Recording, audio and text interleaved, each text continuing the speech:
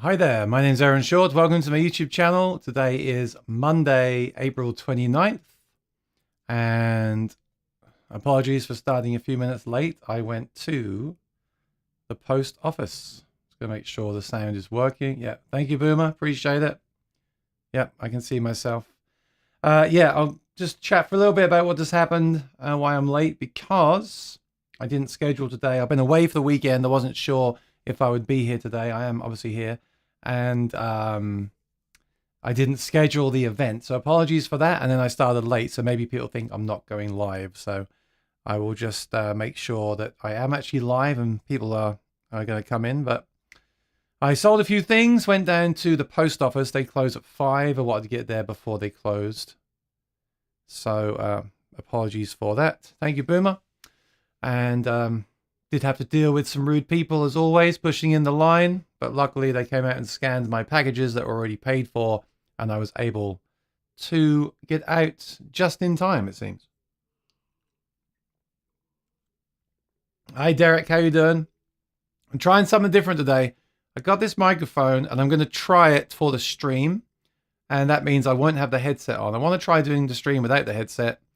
It's kind of weird. I'm so used to wearing the headset all the time and being isolated from the room because I can hear myself talking in the room. Normally I hear myself talking in the cans, and I can also hear the neighbor's TV because I'm not wearing the headphones.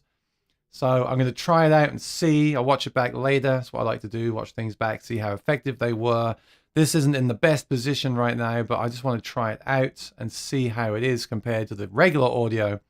And it is quite nice to be cable free and able to move around a bit as well. So we'll see. It's the LEWITT Ray microphone. So what I'm going to do is I got this to try out. I won't go into too much detail today about it unless you want me to, but it's a very affordable microphone that is also got a bit of technology in it to help the levels as well. All analog. It's not a digital. It's going in the regular XLR input. I want to compare it to my $3,000 Neumann vocal mic, and I want to see if there is much of a difference, because I might switch to this. We're in a state. Let me just talk about this a little bit. It's interesting. We're in this stage now with gear, and I'll get to your questions, so please do post them. I appreciate it. We're in this stage now with gear where the classic gear, your classic Martin standard series, your classic microphones, $3 grand, $4 grand, $5 grand, they're still great. They'll always be great. So talking about microphones now, the Neumann U87 AI is a fantastic microphone, and it always will be. But the more affordable options like this, which is only $300, this is 10 times less money. And it's, a good microphone is a good microphone. So this is still a good microphone in its own right, but it has some technology to make it even better. Whereas the U87 is an amazing industry standard microphone, but it doesn't have that technology. So straight away, this has an advantage of being way cheaper and having that technology built in. I'm not going to say that classic stuff like the U87 AI is not still better. Of course it is. But for someone like me, how much better can it be? That's the question I want to answer when I eventually compare these two things. Because the thing is, to have a really amazing quality microphone and to use it correctly, you also need a great source. You need a great voice, great mic technique, obviously great singing. You also need the room to be up to that level. It's like having a great guitar with a poor guitarist. It doesn't make sense. Same with a microphone. If you have a great microphone like a Neumann and you put it in an untreated room and have someone with bad technique and you have it in a bad interface, that mic can only go as far. That mic isn't a magic pill. It's just a great microphone. So to me, when you're at my level of having a room like this, which is semi-treated, I need to treat it more. It's semi-treated. It can only, it's not a Abbey Road studio. So for me, having a room like this and doing the kind of stuff that I am, which is Spotify audio releases, YouTube videos, this microphone may make more sense and I may switch over to it. If I end up deciding, and this will be a good video, I want to make this video. If I end up deciding that the Neumann is just ultimately way better than this, and even with the additional technology this has in it, it's still way better, then I'll send this back and I'll keep the Neumann. Of course, I'm not stupid, but that's something I want to try out, and I think it'll be well worth it. If it turns out that I prefer this microphone because just of how it sounds and the technology it has inside it, then I win because I can sell my Neumann microphone, and they hold their value really well. They're classic industry standard microphones. I can sell that and keep this one, and that's what I'm going to do. So if you're new here, do subscribe and ring the bell. I think it's going to be a good video. That's my plan. I want to review this. I want to try it, and I won't go too deep because other people are reviewing this and what it does right now. I'll do a brief overview of that. There's loads of videos on this microphone. You don't need that. My video is going to be, does a YouTuber need a $3,500 studio microphone, or do they need a really good, affordable microphone with technology built in to keep the levels consistent? Is that a better purchase for a YouTuber / singer than a Neumann studio mic that's really built for Abbey Road, etc.? So yeah, Boomer says, as a test, you know what, I will do that quickly for you. The only thing is I got no idea to know what it sounds like. So let me give the guitar a strum, and you can tell me in the chat what it sounds like, I guess, right? Oh, that's why I hang the carbon guitar up there, because I just banged it.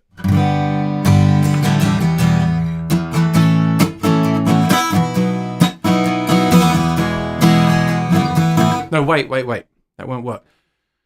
I still have, on the interface, I still have the noise gate enabled, so it's going to sound like garbage. So what I'll do is I'll just turn that preamp off completely. This might sound terrible, so I'll just play a few chords. Let me know what you think, because it'd be nice to be able to play the guitar on the stream, but I don't know if this is going to work. So, all right, now the noise gate is off. It should have got noisier.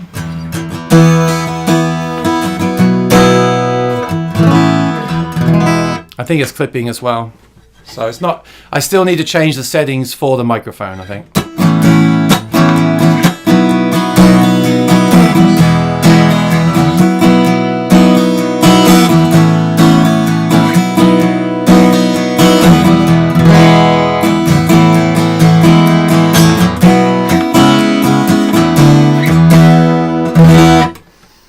I think that was clipping. According to my screen, that was clipping. So I still need to, I'll do it now. I'll bring this down so it doesn't clip. All right.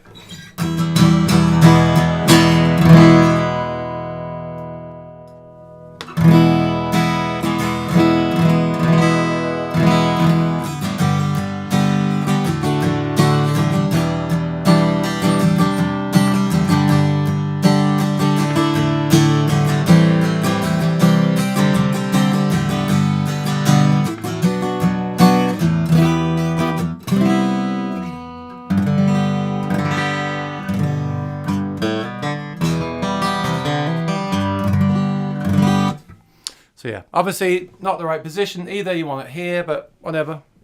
And now I'm going to reset the interface back to how I had it before.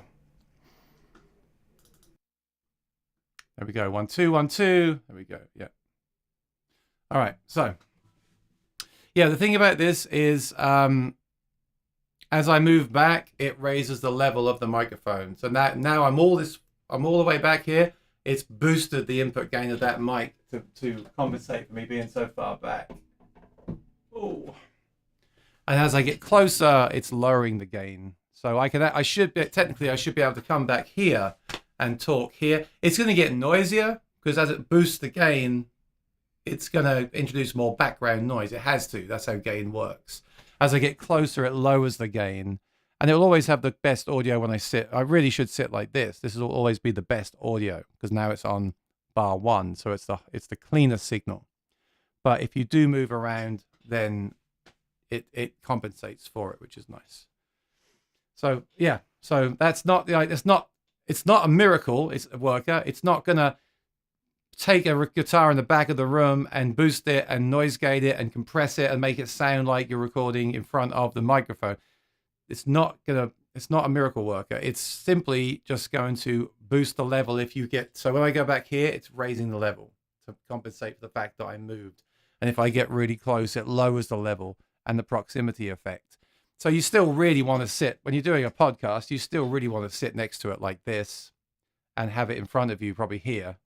It's not like many gadgets. It's not there to fix bad technique or fix, magically fix audio. But it does help, because if you turn that off and go back, it goes all thin and noisy, and if you distant, and the level drops completely. And if you get too close, it gets boomy because of the proximity effect. So we'll see. I'm going to watch this stream back later and see. Great thing about Sweetwater is you have the 30 days to try it out. So. Well, Boomer, if you buy one, please tell LEWITT. I did ask LEWITT to do a sponsored video on the channel, and they politely declined. But I was so intrigued by it, I wanted to get to test it anyway. And the way I see it, I'll win either way, because if it doesn't live up to the hype that they've had this week, then I can return it to Sweetwater. And if it does live up to the hype that I've seen in sponsored videos this week, you get an unsponsored video. I get to replace my other microphone, save some money for myself, and have a new microphone for the channel. So that's pretty cool.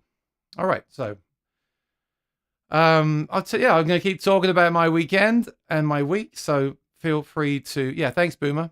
And please, like I said, if you do get one and you love it, if you could email LEWITT and say you saw Aaron Short's video, that will help with future releases, obviously.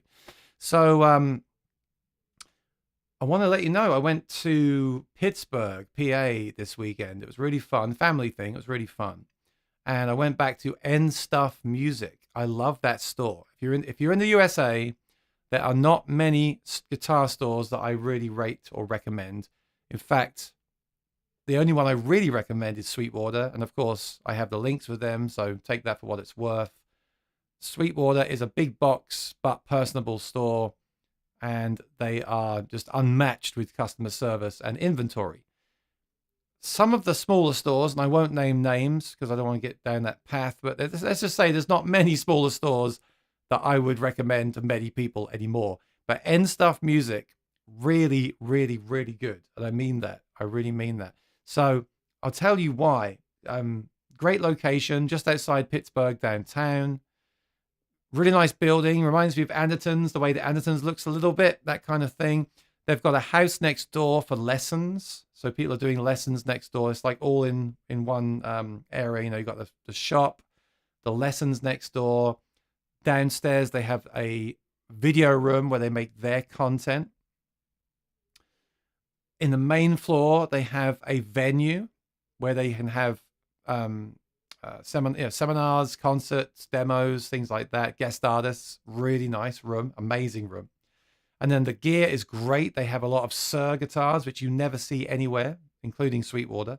So you've got Sir guitars, PRS guitars. Upstairs, you've got amazing acoustic guitars. I tried an SC18E, which I really liked. The SC18 is a great guitar. I tried an $11,000 Martin Custom Shop OMC, which I really liked, but it's walnut. It's the guitar I mentioned on the channel last week. It just so happened to be the same store. It was a coincidence, but very kind of a scooped sounding, great sound, no weirdness in the overtones, which I liked.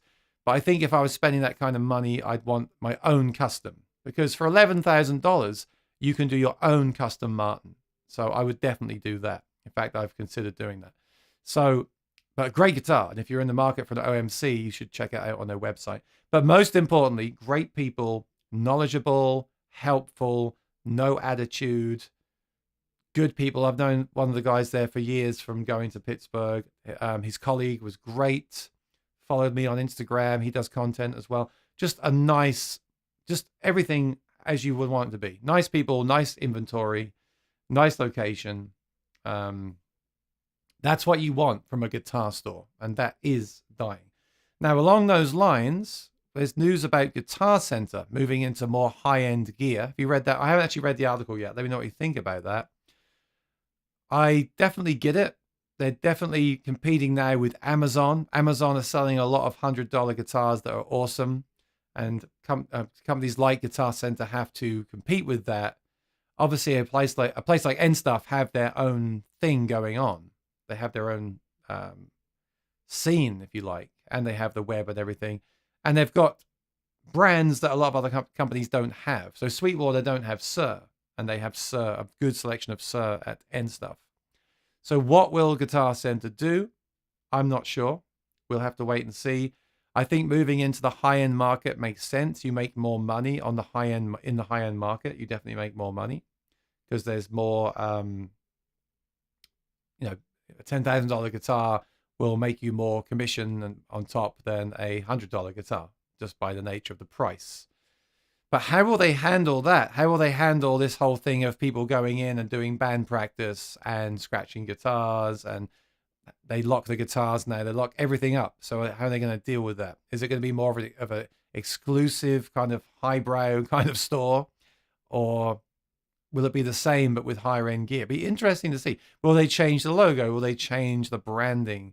Will they change the layout? Will they change the people that work there? I don't know. It's interesting. So a lot of changes happening right now. Guitar Center, and of course Sam Ash as well. What's happening with them? So a lot of changes, and we'll see what happens with all that. But yeah, I had a really good time, and it's nice to go to such a good store. And it's not sponsored or anything, but I want to give them a shout out. If I go back there, I'm definitely going to do a guitar tour of the store and put it on my channel, because I think they deserve it, and it'll be good to show you guys what it's like.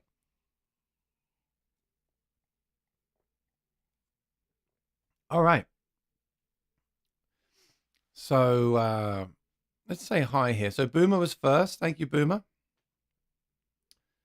And Derek Handley is in southern Spain. That's great. Nick Johnson, good to see you. Manchester, good to see you. It's Graham. Yes, it's the Ray. It's called the Ray because it has a laser that measures how far you are from the microphone, which is pretty cool. Derek said, what do you reckon to Larry Carlton Sire guitars, particular pickups? So I don't know, Derek. I haven't played them, but this ties in well with what I was just saying. So a friend of mine wants to buy a guitar. So I thought about offering them I've got a Yamaha. I thought about offering my Yamaha guitar to them that I really want about 500, 450 for. And of course they said, no, that's way too much. So I get it. A lot of people that want to start playing the guitar don't want to spend even 450. They want to spend 100. Well, the Sire guitars are affordable. I'm not sure if they're that affordable, but they are affordable, and they've had a lot of good things said about them, a lot of good reviews. So I haven't played one, but that's the kind of guitar that I would recommend to my friend. And that's the kind of guitar, I guess, that's kind of causing Guitar Center to change direction and to go into the higher end guitar market. And I think that's sensible, because Amazon are not going to sell Sir guitars or PRS guitars, but Guitar Center's physical locations could sell those guitars, because you can go in there and play them, and then you're more likely to pick one up if you've played it in person. So having said that, let me just jump over here and look at Sire guitars, just so we can learn a bit together. So the Sire guitars are at Sweetwater. So I'm going to jump over there for this part of the video. Here we go. So kind of a similar price to the Yamaha I just mentioned. The Yamaha I just mentioned, the Pacificas, are around 800. I guess in the used market, you're looking at around 500. So if we look at these Sires here, I'll do it by price. So you just click here and say price low to high. So we look at something like this, the Larry Carlton S3. I mean, this is a great value, isn't it? This is $399 new. So this still might be a bit too much for my friend that wants to spend $100.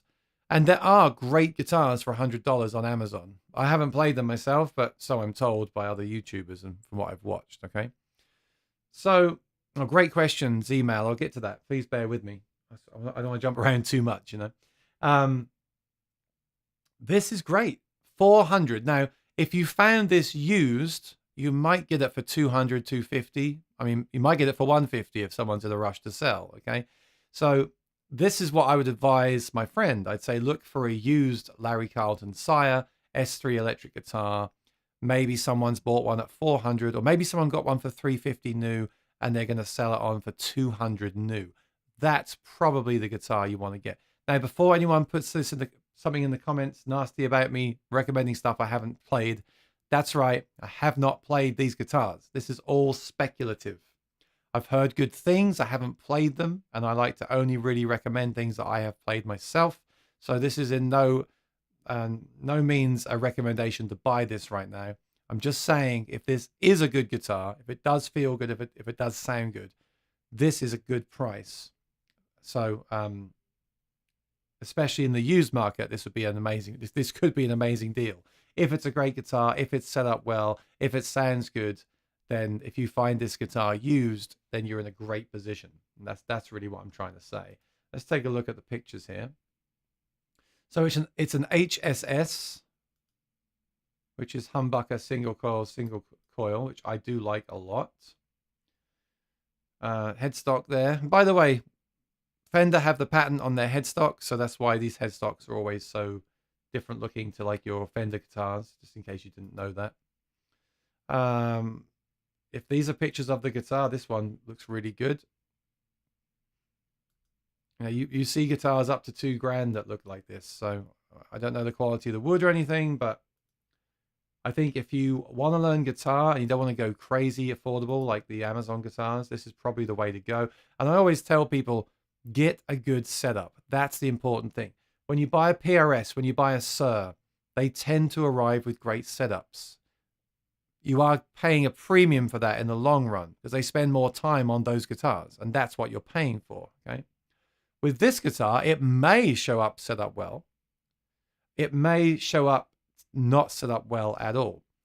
Of course, learn to do it yourself. It's very important. But if you're brand new to guitar, find someone local that can do it well. I would recommend having Sweetwater set this up when you buy it.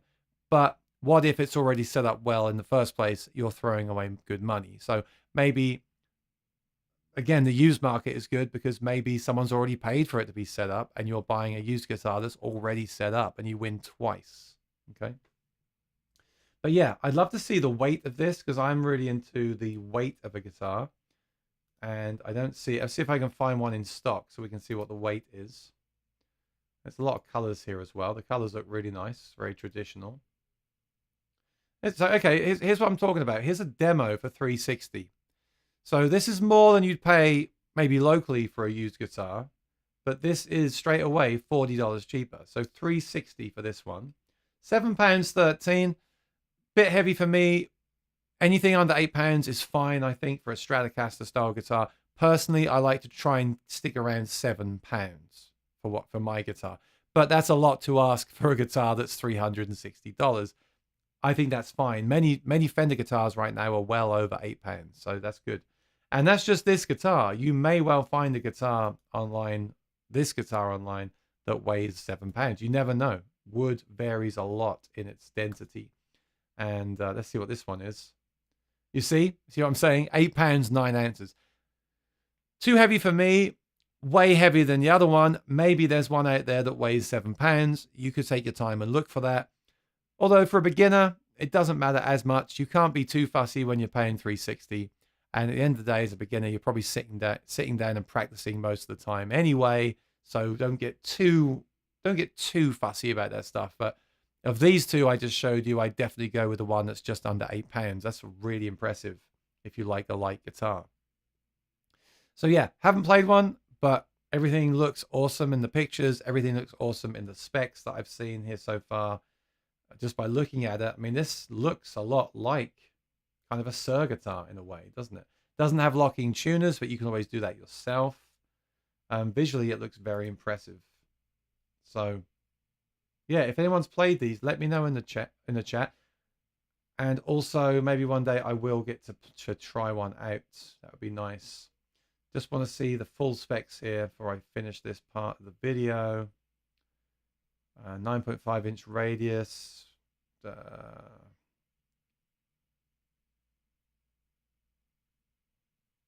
have a feeling that some of these have stainless steel frets. Does this one have? No, nickel silver. Yeah, some of the really affordable guitars on Amazon have stainless steel frets. Now, of course, there's stainless steel frets and there's stainless steel frets. But regardless, stainless steel frets on a $100 guitar is amazing. All right, so thanks for sharing that. I'm going to jump back over here. All right. So thank you, Derek. Yeah, I haven't played one, but they look great, and I'd love to try them out. It's better to see you without the headset. I agree. The headset is too bulky. I was looking for just the microphone, but no one offers that, which is kind of weird. And at the end of the day, a full-size mic next to your face is always going to sound better than a little headset mic down here. So that's cool. We'll see. So Boomer's talking about when I played the guitar. Yeah, the gain was too high. Definitely probably distorting. Derek said, sounds great. I liked it hot. That was too hot, though. Bedoin, I like that mic. Very clean. Very good. What do I hear in here right now? I actually hear the fan of the MacBook Pro. And I never really hear the fan of that. I think as it's getting older, the fan is whirring a bit more.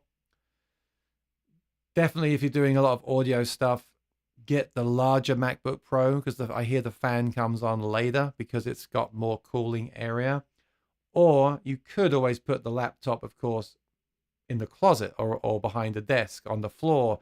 Get that fan away from the microphone. Because right now the laptop is right here next to the mic and it's picking that sound up.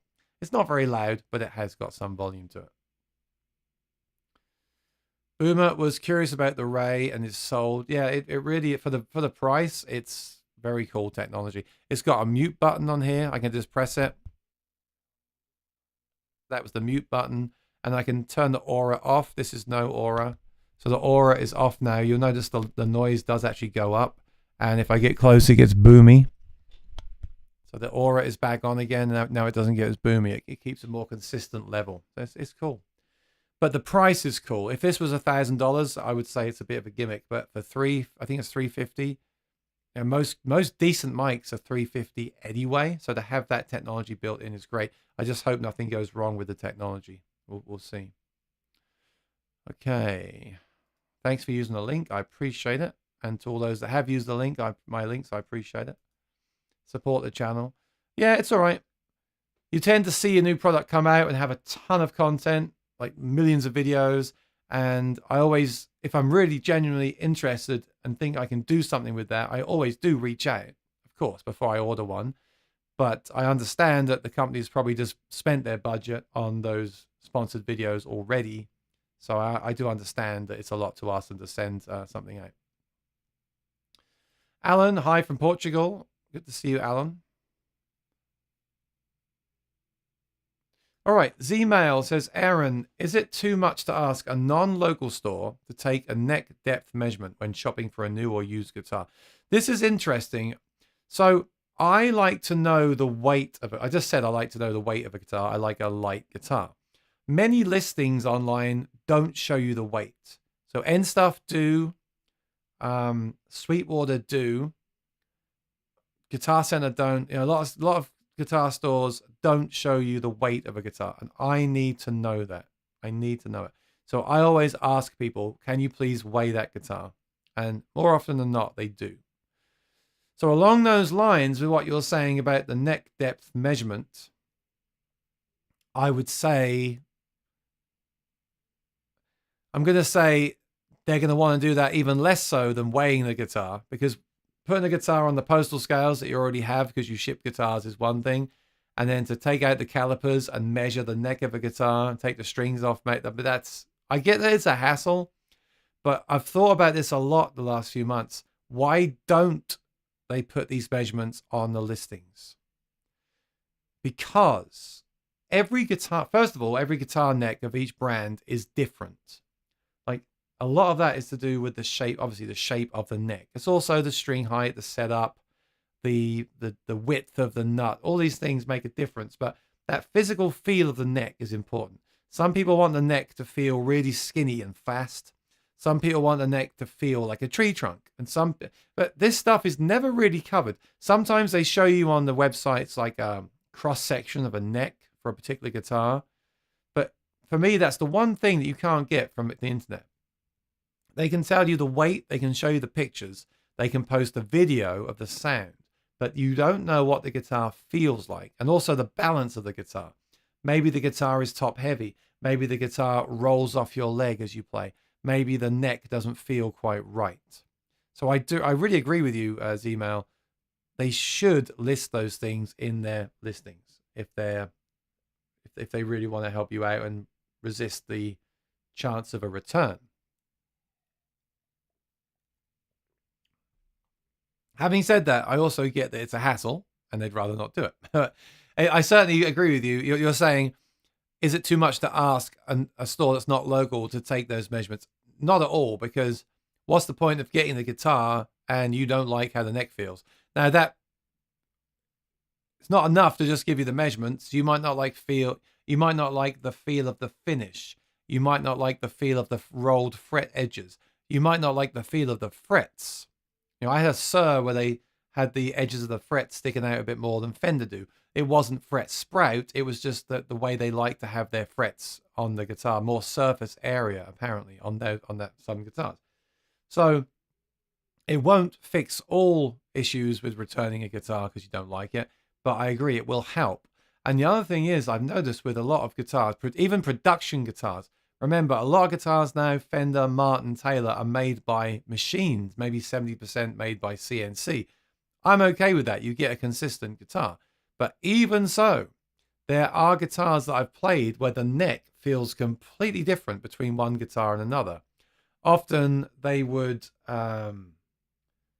finish the neck by hand, and some luthiers will go further than others. You know, some builders will do more sanding than the others in the team, and therefore your neck is different. I've played two Fender Strats with completely different neck. One was like a wafer, and one was like medium. I don't know if that's because they were HSS and SSS guitars, if there is some variation in those two models. Maybe there is. But to me, I wasn't expecting that. I was expecting those two guitars of the same Ultra series to have exactly the same feeling neck, and they didn't. So, excuse me, even with a production guitar off the factory floor, you still need to be careful. You know, even if they say this is the spec of our necks on their website, like if Fender do that, you still need to be careful that that is what you get when you buy the guitar. So that's why this return policy is so important. Or asking questions, which is what you're doing. It's also very important, obviously, as well. Let me see here. Alan says, I've come in late. Is the Ray good for singing or only talking? I'll be doing a video, Alan. I'm going to sing into my Neumann U87 AI, and I'm going to sing into this, and I'm going to post the results. So you'll be able to, you know, we'll decide together. But yeah, it's a condenser mic. It should be great for singing. It should be great for talking, for singing, and everything else. And remember, with a lot of this stuff, it's how you EQ it as well. Because once you plug this into your interface, then you can apply EQ, and you can make a mic sound completely differently with EQ. So remember that. This has EQ right now, just some mid-cut, I think. Happy birthday, Willie. How old is Willie Nelson now? I mean, the guy is a legend. Willie Nelson, let's see. 91. Wow. Happy birthday, Willie. 91 years young. Amazing. Amazing. We have a follow-up here from Z-Mail. Recently, I had two places say they would not measure the neck, so I purchased from the store that would. Well, I totally agree with that. I totally agree with that. It's one thing if you approach a private seller and ask them for that stuff. A private seller may do it, they may not. That's one thing, I feel. But if there's a legit professional guitar store advertising guitars and they won't take measurements, I mean, the way I think about things in life is, what else will they not do for you? Does it mean they just want to send you the guitar? If you don't like it, they'll ship it back. Some stores will pay. They'll pay to ship it to you. They'll pay to ship it back if you don't like it. Maybe that's okay at that point. Most stores want you to pay back the shipping both ways when you return it. So of course you want to avoid that if possible, because that's a lot of money out of your own pocket. So if the store's really relaxed and will pay all the shipping and really cool about this, and they're saying, hey man, just try it. If you don't like it, we'll pay all the costs. You haven't got to pay a cent. We'll take it back. At that point, I think it's okay to have that attitude. It's not ideal, but it's okay. If you end up paying to return that guitar and cover the shipping to you because they couldn't be bothered to measure it, that's not cool. I wouldn't deal with a store like that, I don't think.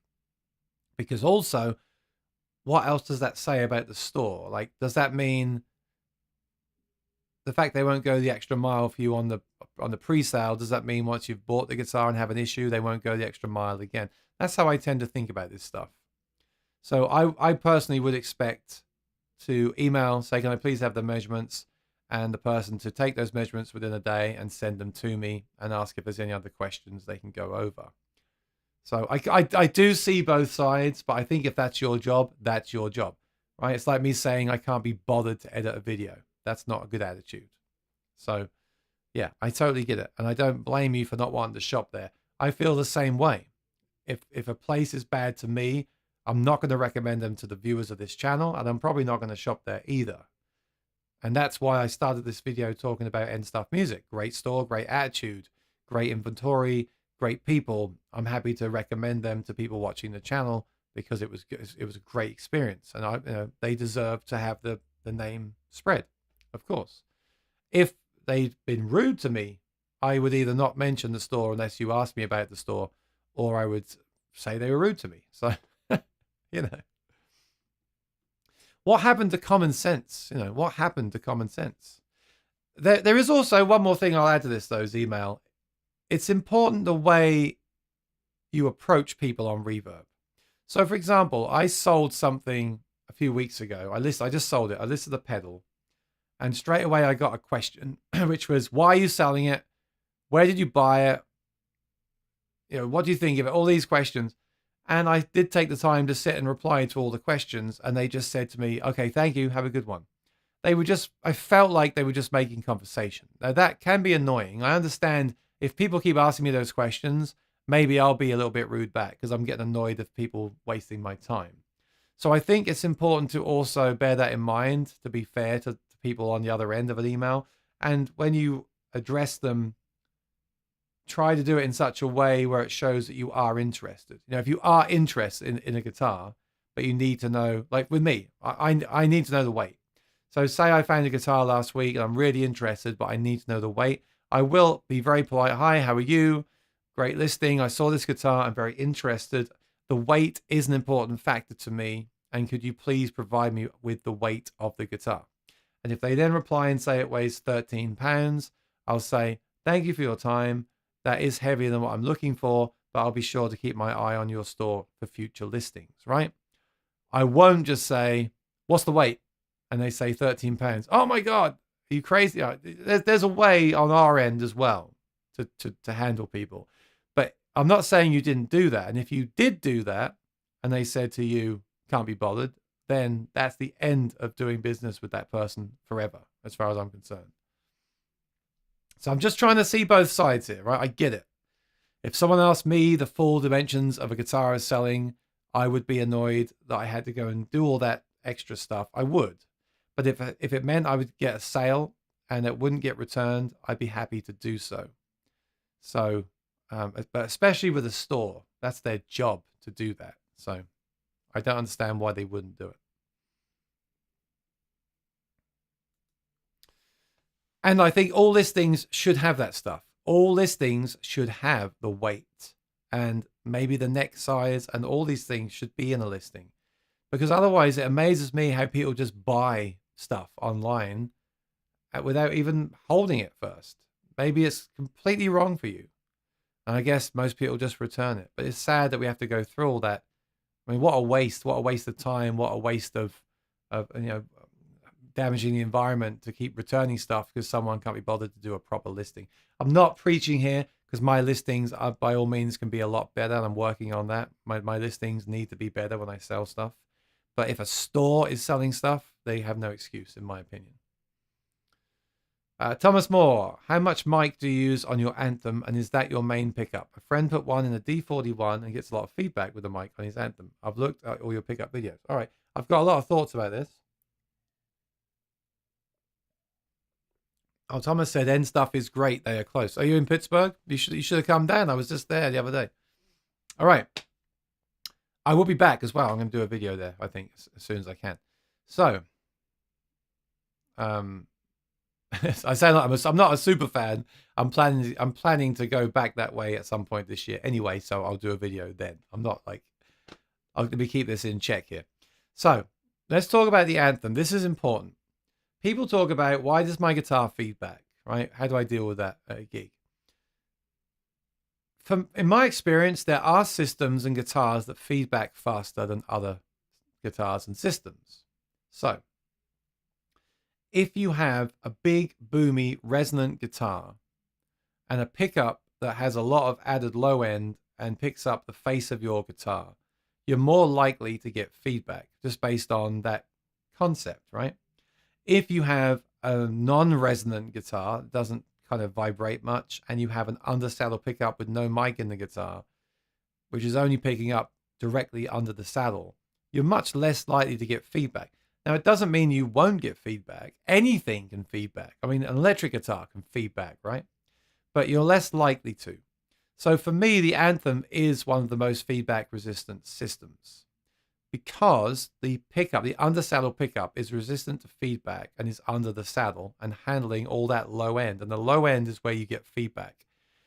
But what can feedback is the microphone. Any microphone that's picking up that set with that much sensitivity is subject to feeding back. Now, I never had it. I had it happen to me once, and I'll get to that in a second. But with the full Anthem, you can dial out all the microphone. So that's the first thing you can do. Take out all the microphone from the wheel, the blend wheel, and then you're less likely to get that screeching feedback from the mic. You asked me, though, where do I run the mic? I run the mic at 100%, which is what an Anthem SL is set to, 100% blend. And the only time I've ever had feedback is when I had the Anthem SL in a guitar and I went on a very loud stage with monitors facing the guitar with no feedback buster. That screeched like crazy. And of course, I couldn't blend out the mic because it was the Anthem SL. So the first thing I would have done that. So first of all, let me make it clear. It's very, very rare that I've had an issue with feedback with the Anthem. But of course, that doesn't mean that you won't at all. Any pickup can feedback. But just for example, I've had way less feedback issues with any Anthem than I have with a K&K based on the nature of the design. And that's not, I'm not knocking the K&K. It's just the Anthem works better for the venues I play at in regards to tone and feedback. So there's a few things you can do. First of all, if you've got the Anthem SL, you don't want a really loud speaker facing the guitar. So the way you can combat that is to turn the monitors off, obviously turn the monitors down as low as you can. Obviously, don't face the monitor. Get a feedback buster and put that in the guitar to block the microphone off in the guitar. That's the first thing you can do. You're saying you've got the full Anthem. I'd still block the sound hole. Their controls are getting in the way of your feedback buster. You can cut a slot out of the feedback buster, the rubber one, cut a slot out so you can still put that in there. So if I was your friend, I would put that feedback. I would first of all I would just play. And if I'm getting feedback, I'd put the plug in there. If I'm still getting feedback, I'd take the blend of the microphone all the way down until that feedback went away, maybe as low as completely off. So all you've got is the undersaddle pickup. At that point, there's no reason why you should be having feedback issues unless you're playing at crazy loud levels and have a crazy sensitive acoustic guitar. So that's about. I think that should help out. Yeah, I'd like to know more because, like I said, I've had the Anthem SL. I've played in loud rooms. I've not had feedback. It's all to do with speaker placement, guitar installation as well. It could be an issue with the pickup. It may be defective. It could be an issue with the installation. It may not be installed correctly. For example, when you this is such a big topic. when you install the Anthem pickup, the element under saddle is active all the way down the cable. So if installation here is so important, if you install that pickup correctly, as the manual states, you will secure that cable against the guitar so it won't move around. A lot of people that don't read the manual, I'm not saying your friend did this, but people that don't read the manual or don't care about that stuff may install that pickup and leave the cable flapping around in the guitar. So what's that going to do? It's going to pick up all that noise in the guitar and feed back. Okay. Also, the bottom of the saddle slot has to be completely flat to get the best gain before feedback, the best amount of level, and the best even sound. So the first thing I would do is make sure the pickup is installed correctly, make sure there's a fresh battery in there, and then you shouldn't be getting feedback when you're standing behind the speaker with the mic turned up in the Anthem. One more thing, there is a gain control in the Anthem. If that's on maximum for the mic, you're going to get feedback. That shouldn't be on maximum. It's there as a trim control to match your system and your guitar. So you get the stick that comes, the little yellow stick that comes with it, and you put it to about 50%. You play through the PA and you adjust that to match the guitar to the speaker. You adjust that to get the best balance between the two. That shouldn't be on 100%. You're going to get a lot of issues with that. So again, you see, some people might think, oh, I won't read the user guide. I'll just install it. The cable's flapping around. Oh, there's a tool to adjust the mic level. I want the most microphone. That'll give me the best sound, and crank that mic to 100%. And then I'm going to put the blend on 100%. I want the most mic. That's not the way it's designed to be used. That's wrong. And then I'm going to stand in front of my monitor and crank the monitor and add treble. All you're going to get then is screeching feedback. That's not the way it's supposed to be used. So hopefully there's a few things there he can try to eradicate that problem, because it really should be very rock solid when used correctly. Look at this. Everyone's talking about this microphone. Yes, I saw the videos too. I was impressed too. I wanted to try it. I'm trying it. And I'm going to, if I keep it, I'll be selling my Neumann U87 and offsetting it against that. So look out for a video this week on the LEWITT Ray for my usage. I got to say, it is nice not having the headset. With the headset, you have it blocking your face, blocking your hair, and the cable's running, and you see the cable. If I'm going to do sponsored content, professional content, I need to have a setup like this. People don't want to see someone wearing a headset, I'm sure. Okay.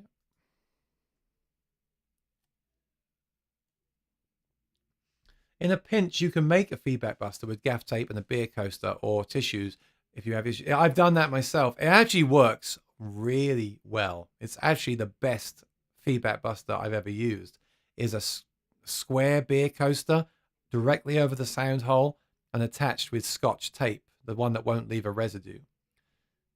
I would never leave it on the guitar, but if you're at a venue and you're getting feedback and you don't have a feedback buster, take a beer coaster and tape it to over the sound hole. It will cover everything. You don't need to cut out for the control. It will go in such a way that it covers the whole sound hole, and it works really, really, really well. It's a shame they can't invent a feedback buster that just clings to the guitar and you just stick it over the sound hole, because all sound holes are different sizes and many sound feedback buster plugs don't fit in certain guitars. So you could find yourself at a venue where someone hands you a plug and it doesn't fit in your sound hole, it falls out. But by sticking the beer coaster over the sound hole, it will block any size sound hole. That's a gadget that someone really should invent. It works really well. Sweetwater installed the Anthem, but he raised the action with shims. Big no-no. Do not use shims with an Anthem. It's going to mess up the sound. It's not going to sound as good. The Anthem is using the element under the saddle, and it wants and needs the saddle to sit directly on that element pickup. Tell him I said, do not use shims. Those shims are affecting the output balance of the system and will also contribute towards the feedback because you're not getting such a strong signal. that saddle needs to be sitting. I'm looking for a saddle. I had one in here a while ago. That saddle needs to be sitting directly on top of the element pickup. And it needs to be completely flat. I just shipped a guitar off to a company because they sent it to me where the saddle was not completely flat. And the way you test that is you hold the saddle on a metal straight edge and you hold it to a light and make sure there's no light bleed coming through. The installation of these pickups is so important. Some other companies will say, well, that's a hassle. Get a K&K because that's such a hassle to install an Anthem. That's simply not the case. It's just very small things that need to be checked along the way. Don't use shims. Make sure the saddle is completely flat, which you would do with a K&K anyway. Even without a pickup, your saddle should be completely flat because that's what's it's transferring the energy of the strings into your guitar. So if the bottom of your saddle is not flat, it can't transfer the energy evenly into the top of your guitar. So these are things that everyone should check, but especially with an under saddle pickup like the Anthem. So you really want to go back to square one and check the installation. Sweetwater are great, but it doesn't mean that they may not have made an error. And of course, if your friend is now using shims, that is definitely an error, in my opinion. Hey, look, it'll still work, but it's not optimal. It's not an optimal install.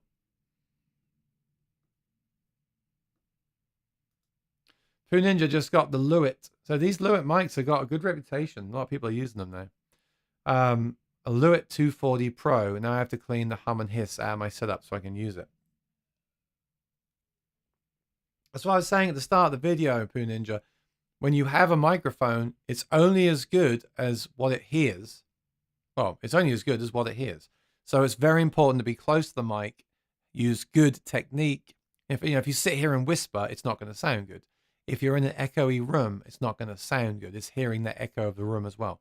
So it's not just the mic. It's everything else is arguably as important or more important than the microphone itself. Dr. McFarlane says no more headphones. Michael says hi. And Thomas says thank you. Yeah, Thomas, if you go through that, if you make a list of what I just said, all those points from start to finish, I'm sure the install will be a lot better. And there should be no more issues. But there's a lot of things to check there. I won't go through them again, but they're in. I know they were in the video. No, I won't explain it again, Dr. McFarlane, but I just explained at the start of the video why I'm trying this microphone and what I might be selling in order to keep this microphone. And I know you just got a U87 AI, so I might sell mine and keep this one. I don't know yet. I'm going to do a video comparing them. We'll see. Michael said, love LEWITT, got a dynamic, but I'm definitely going to get a condenser. So this is a condenser. And they sell just a condenser like this, which is just a condenser. This one has the aura technology, Ray technology built in. So it adjusts itself when you move away and when you move closer. So watch the start of the video to see a demo of that. Or look out for a full demo of that coming in a comparison this week. Yeah. And I had a weird phone call this morning. I heard back from Sweetwater about my guitar that's having the intonation issue. They said that they put, of course, this always happens to me. We put new strings on and it's fine. Well, I've restrung that guitar 10 times and the D is always flat. And I have made a video showing that, which I will use for the follow-up video of this. All I can think of is that either they're not measuring it the way I measured it, or that I'm restringing my guitar wrong. But I'm pretty sure after all these years, I don't restring my guitar wrong on one string. And it's not just that guitar I've had the problem with. So I don't know what's going on. I asked them to make a new saddle anyway and send it back. And I will then try the guitar and report back what the actual issue was. Hey, I really hope it is just user error and it's fine now, but I don't believe it. So I don't want to sound like ungrateful or mean and say I'm accusing them of lying, but I think there's more to this story than meets the eye. And yeah, there's not a lot to say yet. I'll definitely make a video follow up about this issue I've had at some point once I get the guitar back. Michael says, I use the MTP 350CM for live streaming. It handles the mid-range very well. Yeah, right now this does have some EQ on it, so don't judge it too much. I've got the same settings that I use on the headset microphone, so you can't directly compare it.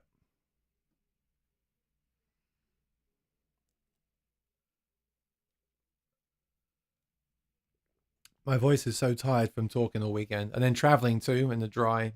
It's not good for your voice. It's so hot today. I know Michael was saying about allergies, allergy season, and yeah, allergy season and talking too much and not sleeping enough is not good for your voice. But yeah, so I'm up to a lot of. I'm up to quite a bit of things. I've been going through all my gear and selling what I don't use. I've been listing the gear that I'm keeping with serial numbers and values.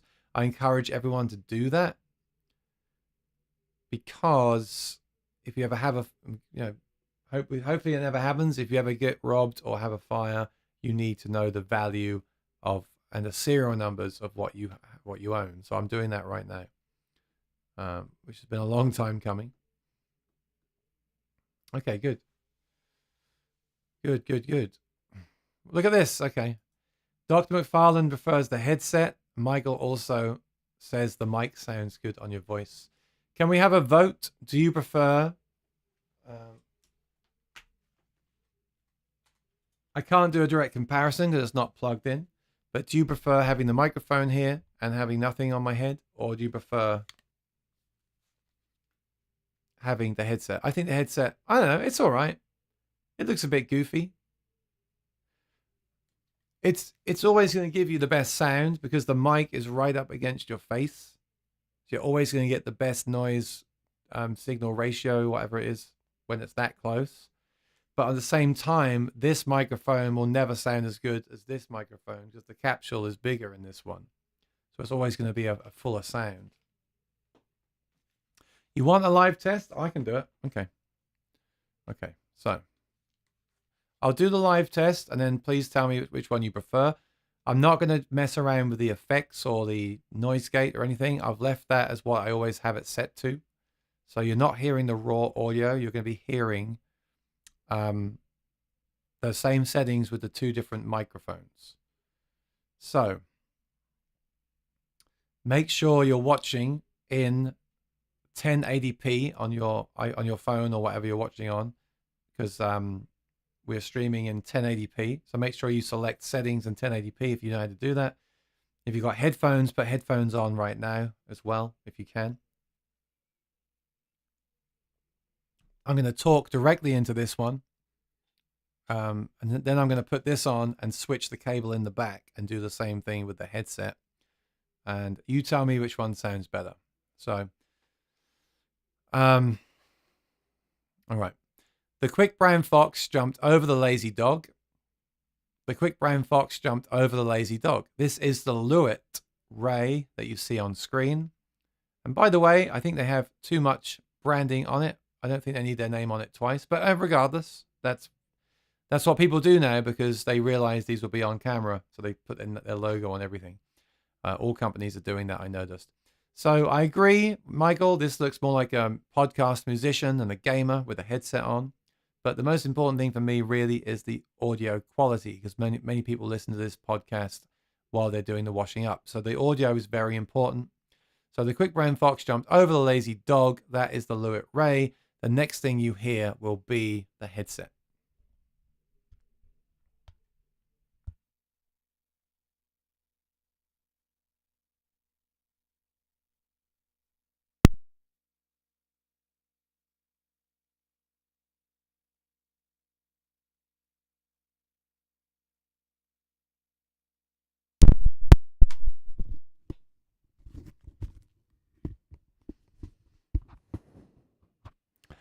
Okay, so the quick brown fox jumped over the lazy dog. The quick brown fox jumped over the lazy dog. The quick brown fox jumped over the lazy dog. The quick brown fox jumped over the lazy dog. You're now hearing the headset microphone. And this is also a condenser mic. It's really close to my mouth. It might be a bit louder, which might make you think it sounds better, but bear that in mind. I think it is a hotter signal because it's closer to me. I haven't level matched these. I will do that in a future video probably. But imagine you're hearing less background noise, maybe more of a direct sound because it's so close to me. I could get closer to the other one, but the very nature of this being so close will give you that directness. But the question is, what do you think of the audio quality of this compared to the LEWITT Ray condenser mic? And most condenser mics will sound similar to that. This test is more about, do you prefer the headset mic to listen to me when I talk, or do you prefer the condenser mic, which is more of a classic podcasting solution? And I could also get even closer to this Ray mic and it'll sound even fuller and even less noisy if I get right to it. Boomer says level match. I can't level match right now. I can't do it while I'm live. I'll do it when I review the Ray, which I'm going to do. I will level match it to a U87, the Ray, and maybe the headset mic as well. And then I'll use that as an excuse for the viewers to tell me which one they prefer. But I mean, I'm keeping this. This is great. When you want to go live and hear everything and talk and have that consistent sound, which you get like this because the mic is always in the same place, that's really good. But yeah, obviously it looks a bit like I'm a gamer. So I'm going to switch back again.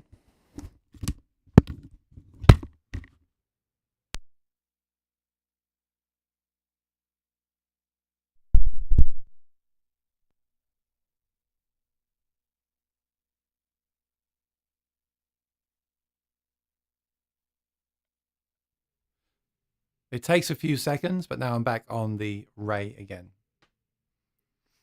Okay. Have you tried a lav mic? Yes, I have the wireless lav mics, and I could connect the receiver to my interface and wear a lav mic here. But I find that's a problem because it's still down here. It's still too far. You know, really, you want the headset, you want the mic right. That's the optimal position, that mic right in front of your mouth. Or like this. If you really want to sit like this, I should have this round more in front of my face. It's all about getting as close to that source as possible. So, lav mic is cool, but also the wireless can fail. I prefer using a cable. So I have a lav mic though. I can use that as well. Boomer prefers the Ray condenser. Michael says the LEWITT sounds more natural, clearer, less proximity, but that makes sense since the headset is right on your face. But it's also this technology, Michael, that's doing that. I'll turn off I'll do one more. I keep doing, this has become about the Aura Ray mic, but I'll turn off the Aura technology and you'll hear what I mean. So this Aura technology is adjusting the gain and the proximity effect when I go further away or get closer to compensate. And it also seems to make it a bit clearer, a bit less noisy as well. It's not, like I said earlier, it's not a magic solution. It's simply adjusting gain automatically and proximity effect. But when it's on, when I get close, this is bar 1 I can see on its screen, and there's not much proximity effect, which is the boominess of the bass when you get close to a mic.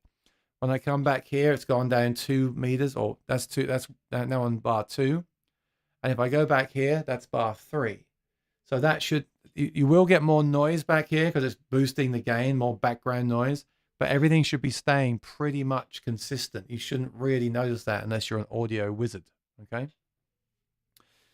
So if I turn that off, all right, now it's just a regular condenser mic. It's gotten a little bit louder, and if I get close, you get that proximity effect. You get that boom in the bass, which can be useful. You might want that for an effect. But if I move back here, it's also going to get thinner, going to sound thinner back here. So that's what the Ray does. The Aura, sorry, Aura. It's called Aura. And I think it's really cool because it means you can move around a bit and keep that consistency.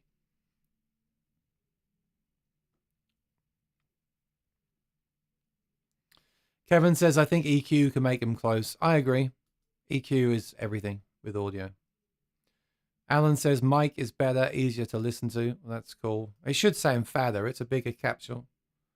The LEWITT is a much more natural sound, which I think coupled with no headset makes it a winner. So I think people are liking not having the headset and having the bigger mic. So I might stick with this setup. I quite like it.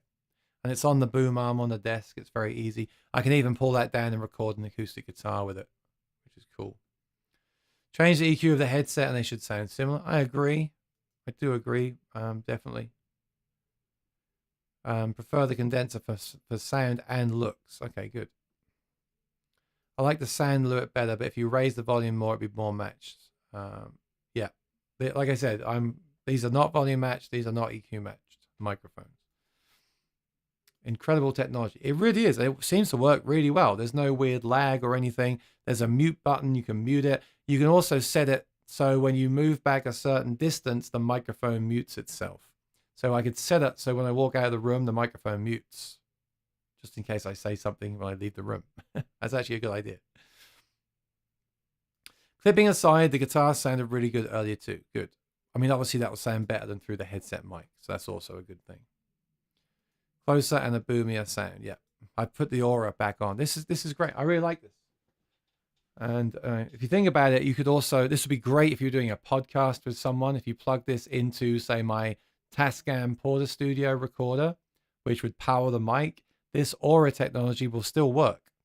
So I could do a podcast remotely. And you know how it is. Like, I know how a microphone works. Okay, so I'm going to sit here, and I'm going to sit here and not move. I know a microphone, you need to be this far away, and you mustn't move around too much, and mustn't block it with your hand. Right? I know that. But you know when you get a guest at a wedding, or you get a guest on a podcast, you know exactly what happens, right? They start doing this. So I went down the street, and I came back again, and yeah, it was really cool. I had a really good time there. So it's going to keep those levels so much more consistent when your guest doesn't have that mic technique. Have you ever played a wedding where they want to talk and they stand like this? Hi everyone, it's great to be here. Thanks for having us. Thanks for coming today. And you want them to be here. Hi everyone, it's great to be here. But with this mic, it still matters. You're going to get more feedback when you're this far. The gain is too hot now because it's adjusting it. But at least the levels are consistently balanced on the PA. Now, it would be interesting to try this at a bar gig. As long as you're not in front of speakers, if you're using in-ear monitors, it'd be interesting to sing into this in a gig. The way they're compensating for distance from the mic works really well when it's on. Yeah, and you can see too. So right now I'm 2 bars. Now I'm 3 bars. Now I'm 4 bars. Now I'm 5 bars. This is about as far as you can get. This is 5 bars now. And as I come closer, this is 1 bar. So 1 bar, and now it's gone to 2 bars, 3 bars, 4 bars, 5 bars, and that's as far as it will change for, 5 bars away. But that's, yeah, you wouldn't want to get this far away from a microphone at all. So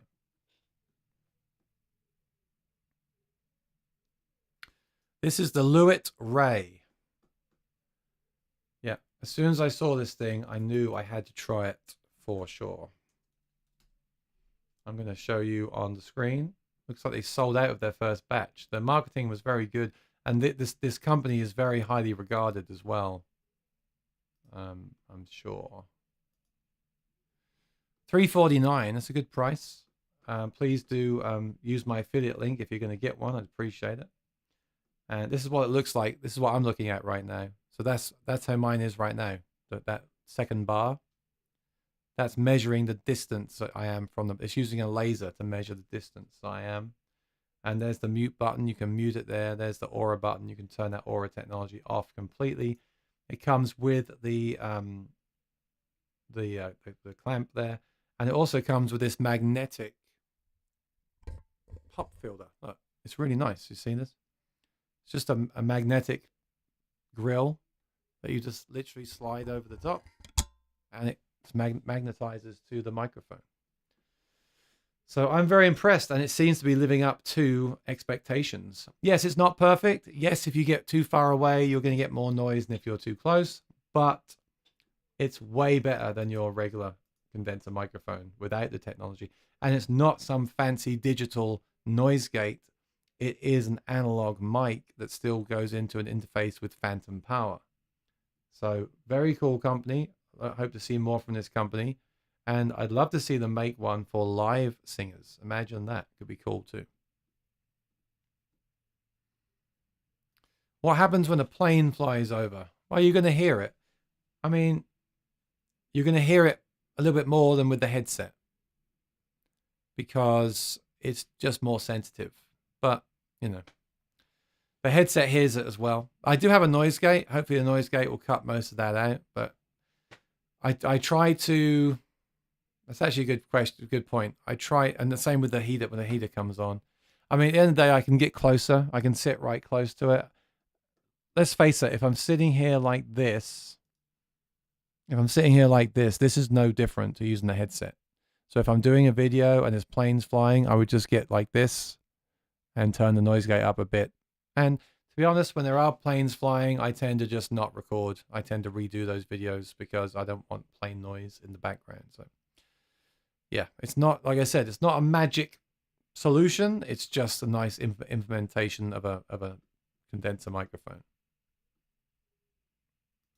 Call Her Daddy's podcast is a great example of mic technique where the speaker's position constantly changes. Yeah, I mean, my position's not going to change, but I notice when I turn the Aura off, there is more of a noise floor. So the Aura is also, I don't know what's going on with that, why that is, but the Aura isn't just about distance. It's also seems to be cleaning up a little bit as well, which I'm really happy about.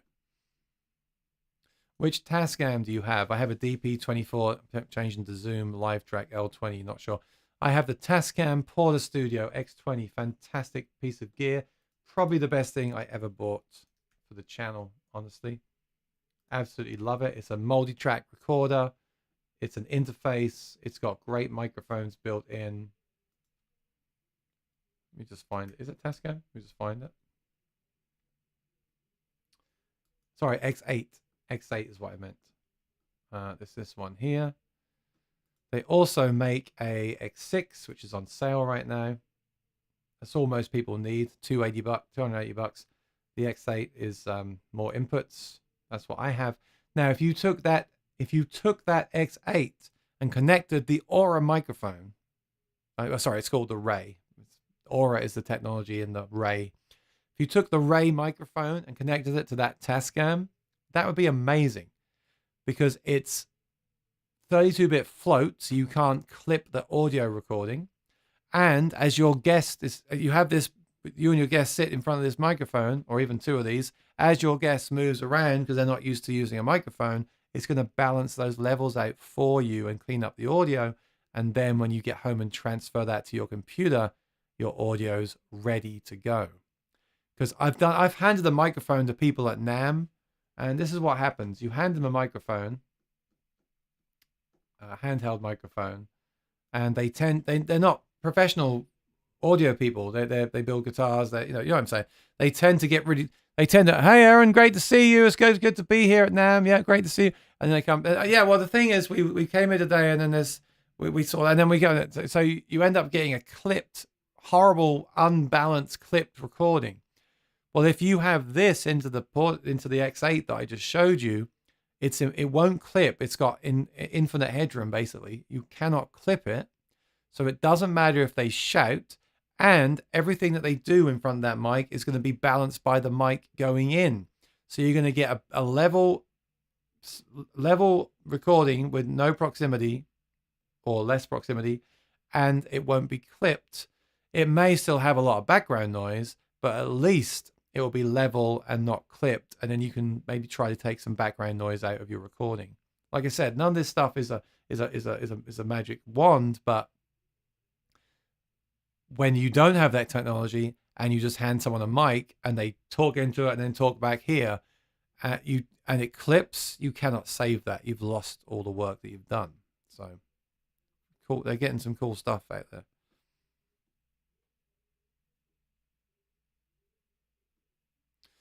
And they didn't use compression or normalization 2 years ago when I listened to an episode, and it's a top podcast. Yeah, content is king. Yeah, none of this stuff matters. The content is everything. You can talk into your iPhone, it can distort, and people will still watch your videos.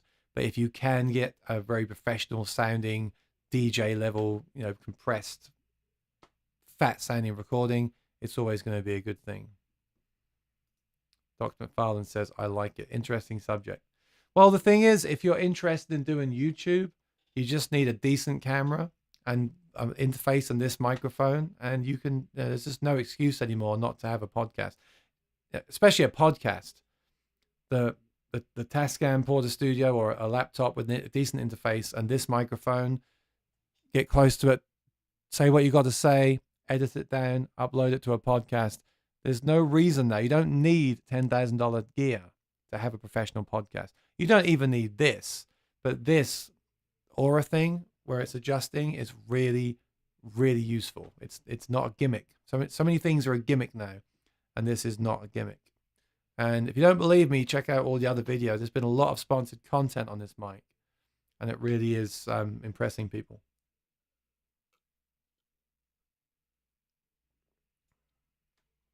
I'm interested to try it with the acoustic guitar. I'm interested to record the acoustic guitar with this because the fact it has less proximity effect could make a nice clean recording. I'm also interested in creating IRs for acoustic guitar with this microphone to see if that helps, because that's one problem you have creating IRs. Like this bar on here is changing when I just do this. So when you're playing a guitar and creating an IR, if you go back slightly, it will change the tone and therefore affect the IR creation.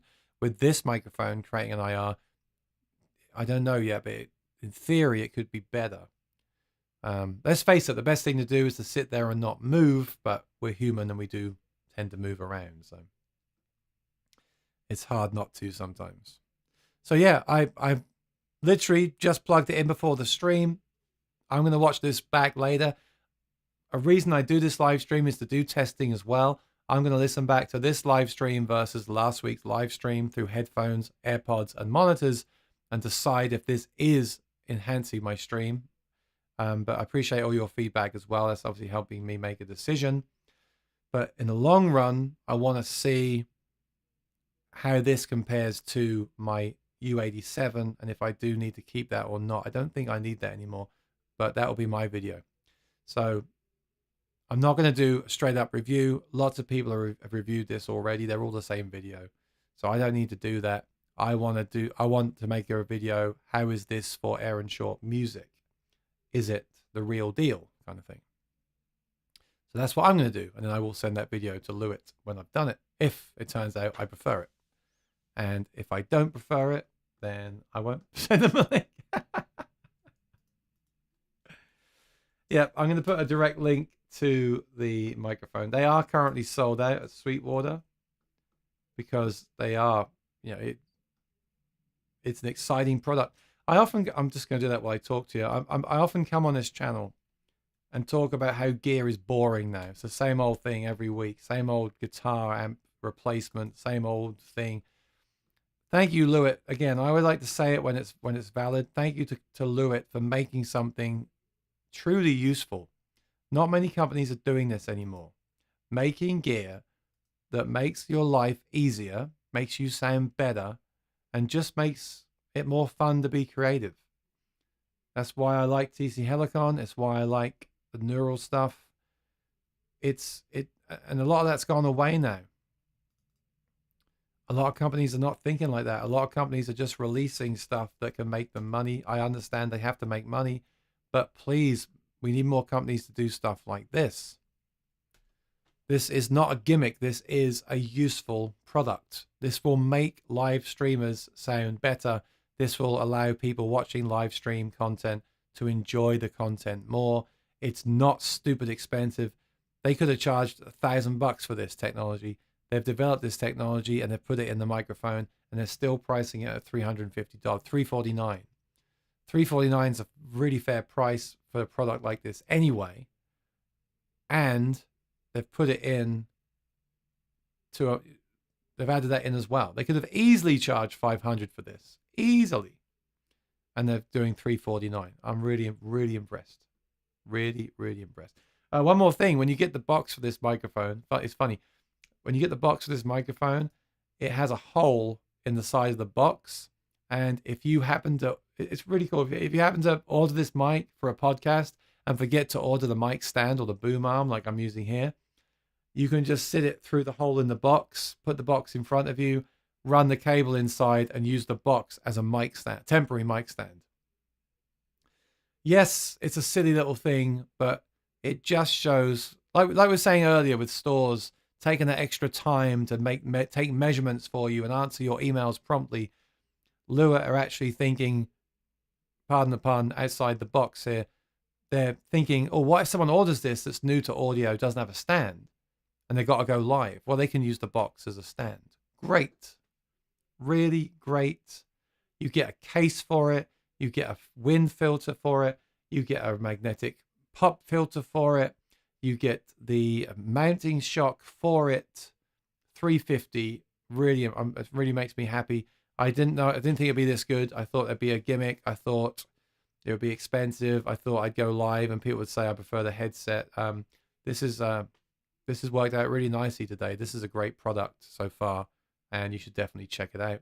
And watch out for my full review when I post it this week or next week. So that's the link there. I'll also put that in the description below in case anyone's watching the replay later on.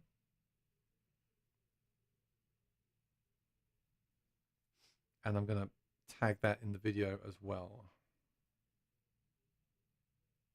Pin message. Yeah.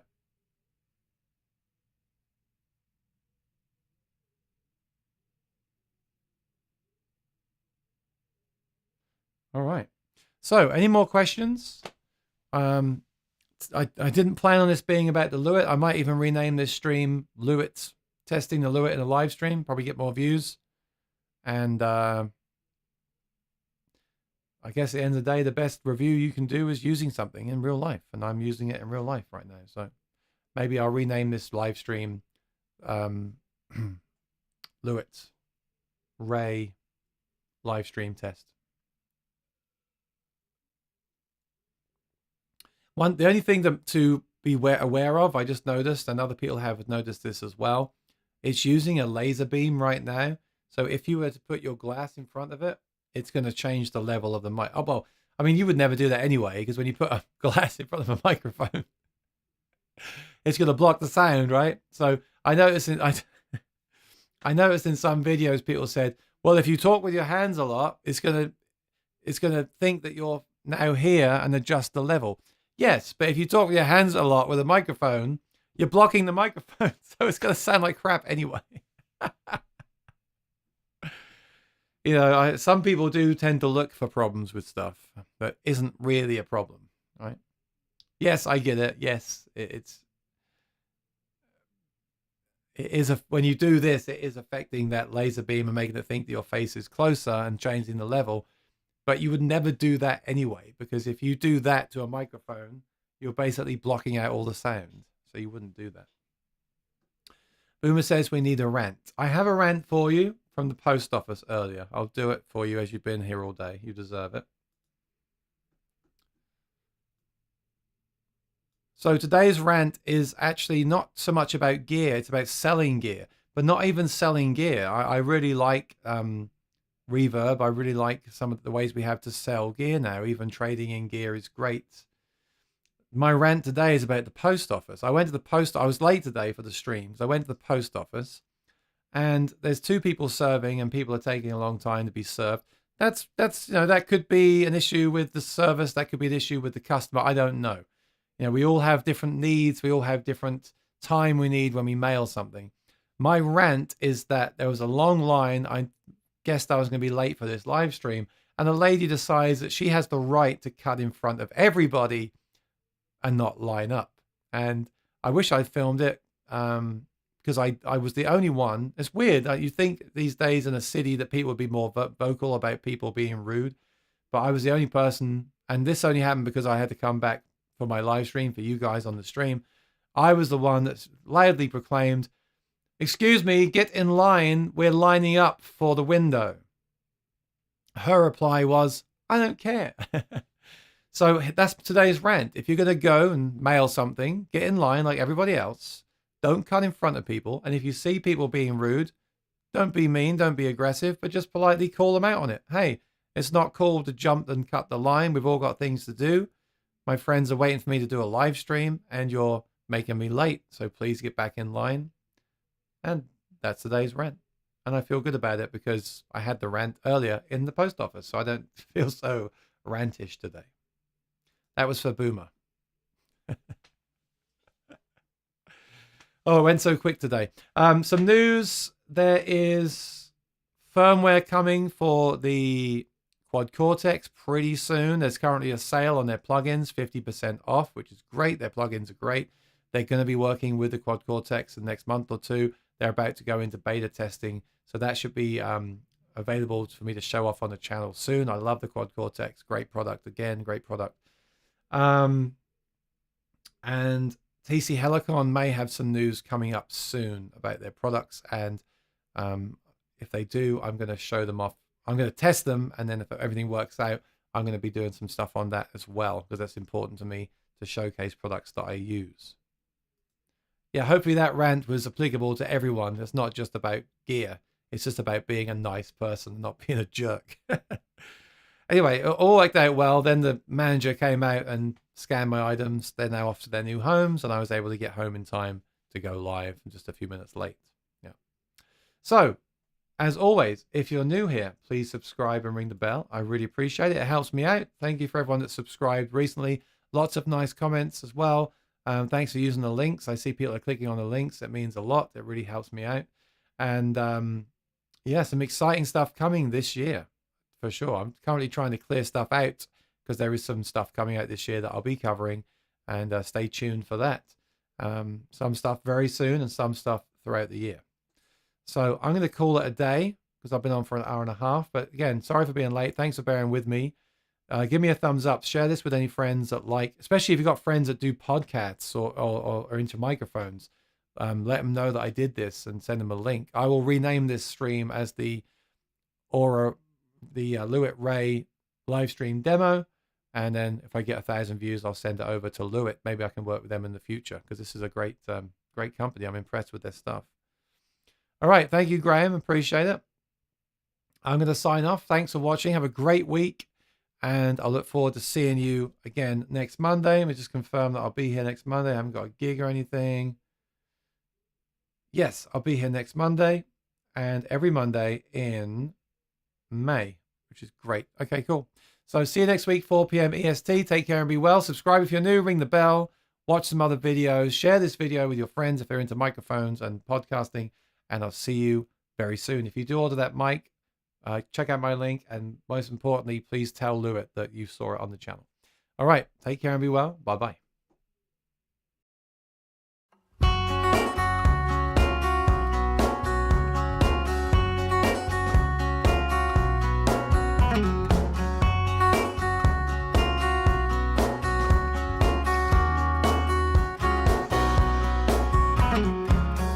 I need a holiday is what she said to me.